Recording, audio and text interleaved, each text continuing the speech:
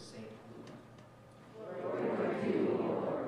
When they came to the place that is called the Skull, they crucified him there with the criminals, one on his right and one on his left. Jesus said, "Father, forgive them, for they do not know what they are doing." And they cast lots to divide his clothing. And the people stood by watching, but the leaders scoffed at him, saying, "He saved others. Let him save himself if he's the Messiah of God, his chosen one."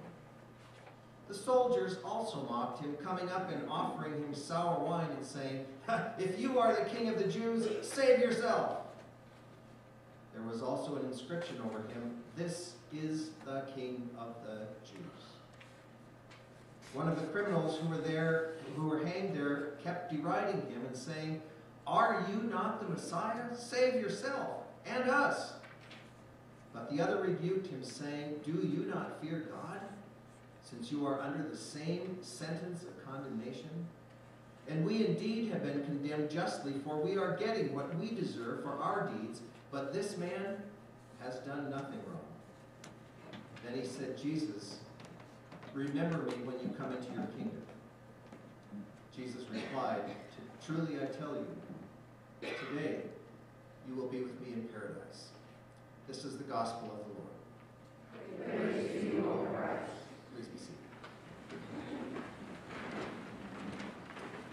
Have you ever wished for a second chance, a do-over of something important?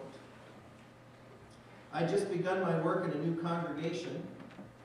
One of the first things I did was to go to the church secretary and ask if there was anyone in particular that I should go visit as I got started in my new ministry. "Oh, Gertrude Hartlow," she said, with a big smile on her face. "Go see Gertrude. You gotta go see Gertrude." Well, I wasn't quite sure what to make of the way that she said it. I felt like I was being set up. But soon after that, I went to visit this woman they called Gert. I was told that Gert was extremely hard of hearing and that anybody who went to visit her just simply walked in the door, didn't even bother to knock. Well, to tell you the truth, I wasn't quite comfortable with just walking in some stranger's door. She'd never met me before. I'd never met her before. So when I got to the house, I pounded and pounded and pounded and pounded on the door. No response. I knocked and knocked and knocked some more. Still no response. So finally I decided, well, I'm just going to do what everybody has told me to do. Just go walk in Gert's door. So I turned the handle and I pushed and I pushed and I pushed the door, but it did not budge. It seemed like several minutes of playing tug of war with that door before finally the door gave way, and that's when reams of wadded up newspapers fell down all over me. Newspapers that were dated from the 1960s and 1970s. The door hadn't been opened in that long. They'd been stuffed in the little parts of the door to keep the cold air out. "Gert! Gert, are you here? Gert! Gert!" No answer. Remembering that Gert was extremely hard of hearing, I headed toward the opposite end of the house where I heard the television blaring. Sure enough, there was Gert, 90-plus years old, sitting on the sofa in her nightgown, smoking away, watching a football game. "Hello, Gert. I'm the new pastor at your church." I'd barely gotten those words out of my mouth when she told me in no uncertain terms, "Get lost! Can't you see I'm watching football?" She was cranky. "Go away! I don't care what you're selling! I don't want any! Go away!" Now, I've been around long enough to know when I'm not wanted. So, I wasted no time leaving Gert's house. As I went away, I wasn't sure whether to laugh or cry as I imagined how I had just been set up by the church secretary, who probably this very minute was sitting at her church desk going, "Welcome to Faith Lutheran Church, Pastor Steve." Honestly, though, there was a part of me that went away from that house with regrets. That's not how I would want any first meeting with someone to go. Growing up, I was taught that every person has a story that's worth hearing. And something inside of me said that I should get to hear this story of this interesting woman, Gert. Despite her crankiness, she really did seem like a character, the kind of person that makes ministry and life itself interesting. So I decided I can't let that be the only experience I have with her. I've got to get to know her. It was the late Irish poet Oscar Wilde who once said this: "You don't get a second chance to make a first impression." Well, guess what? I craved a second chance. So I did my homework. Turns out that Gert was in fact a football addict, especially when it came to her beloved Indianapolis Colts. I was told she loved to talk football with anybody and everybody, and if you could keep up with her in the subject of football, then she would immediately respect you. So I decided my second chance was to go back to Gert's house and talk football with her.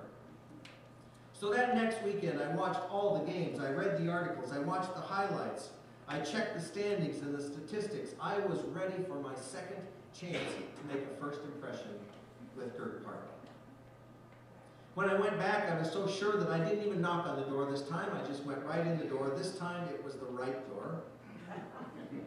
Once again, there was Gert sitting on her sofa, smoking like a fiend, watching football.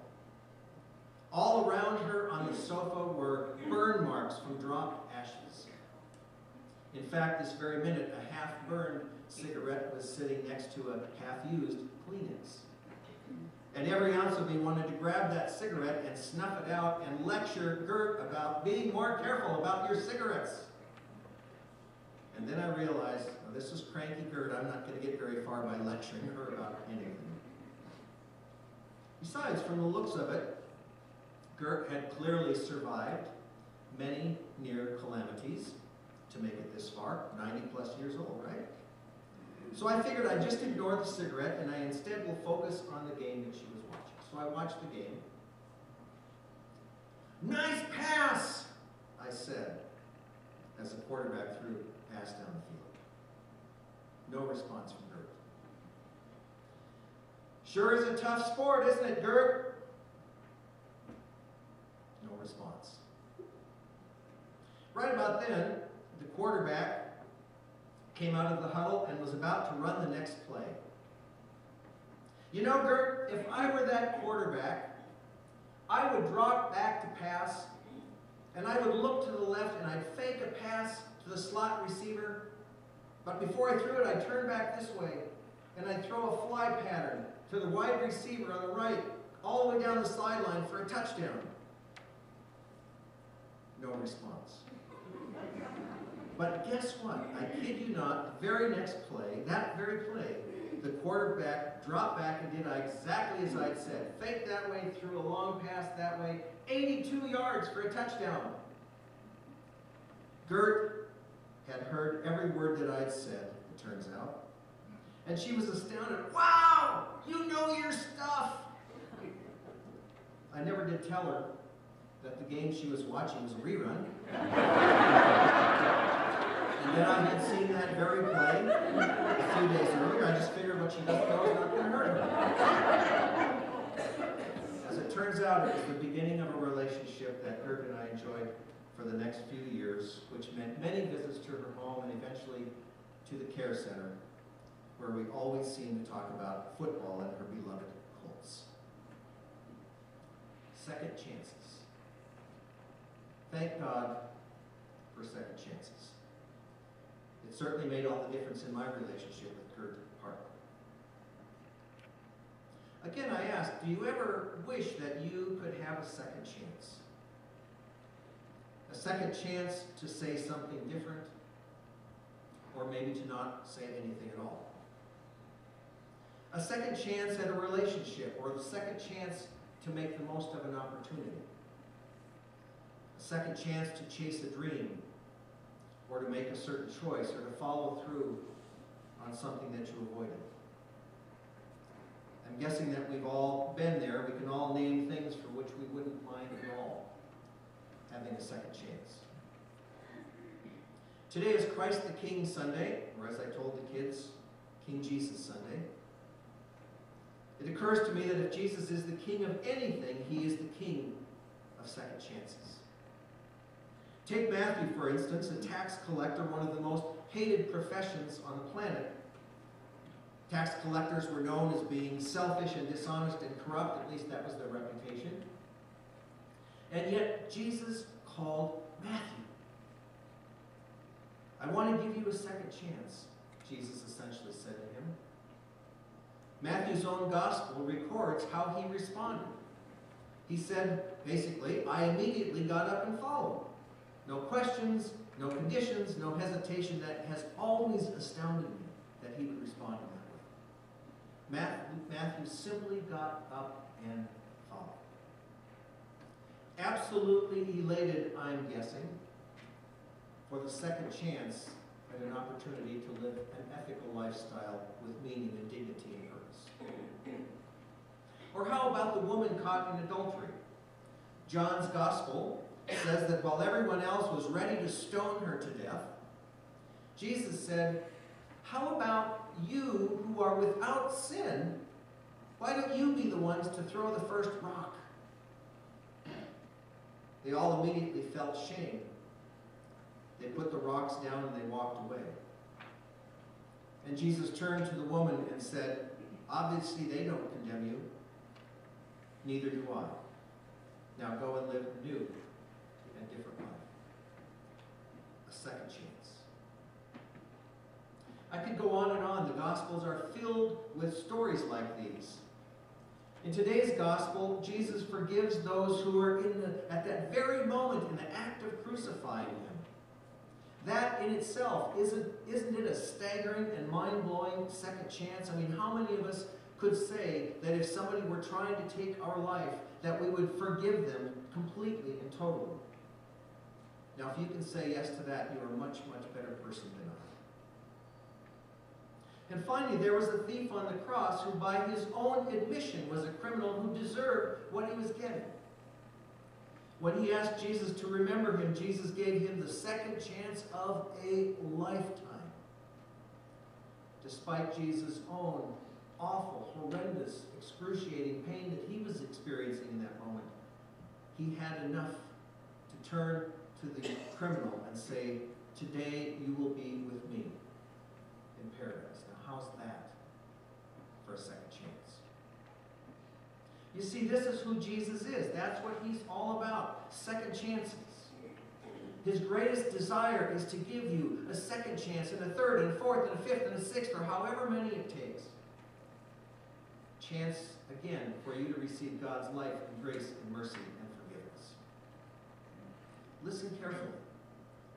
No matter your past, you've been given yet another chance. And in your last breath, Jesus will hand out still another one. A chance at life in a place with him where death will never have the last word, and where your mistakes and regrets will no longer haunt or define you. Christ the King Sunday doesn't celebrate Jesus coming as just one more king or ruler or prince or dictator or president. Heaven knows we've got enough of those. But rather, this day celebrates Jesus establishing an entirely new kingdom based on life and hope and grace and love and the kind of forgiveness that never exhausts its supply of second chances. One day I received a phone call that Gert was failing fast, and she only had about a week or two to live. I wanted to make those remaining days for her as special as I possibly could, but how could I do that? What could I do to make Gert's days special? Then it hit me.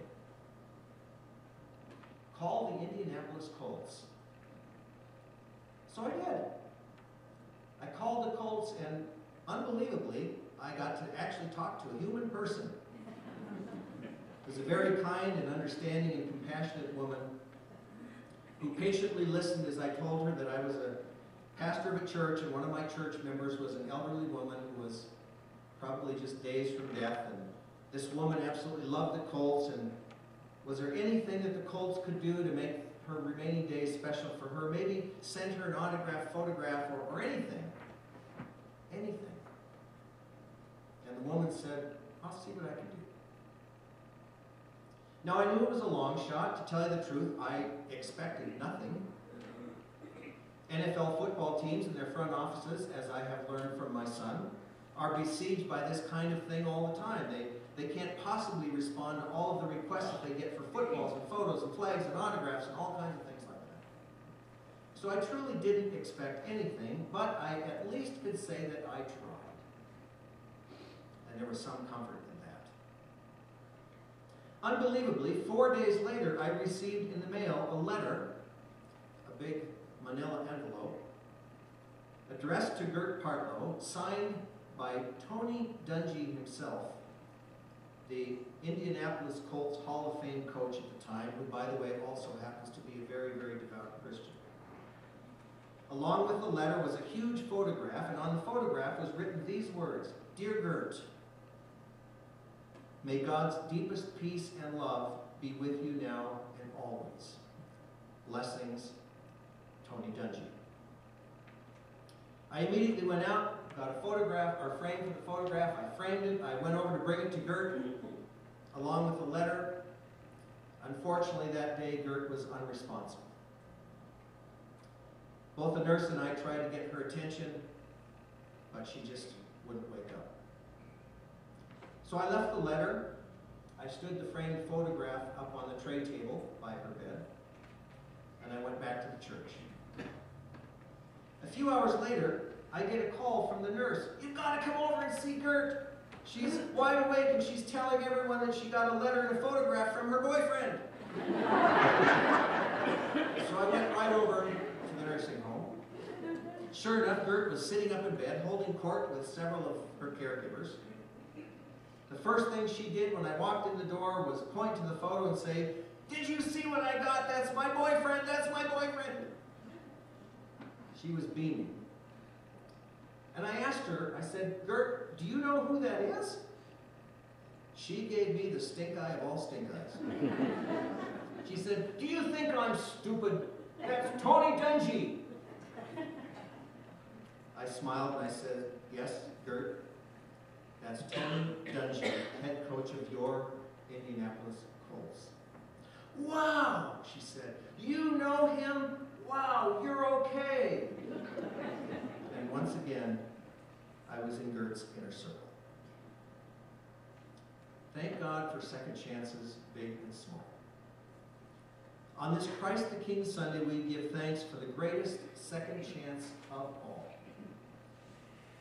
If a letter and a photograph from Tony Dungy can mean that much to someone, imagine how much greater to be forgiven and loved and cared for as you are by the King of Kings himself.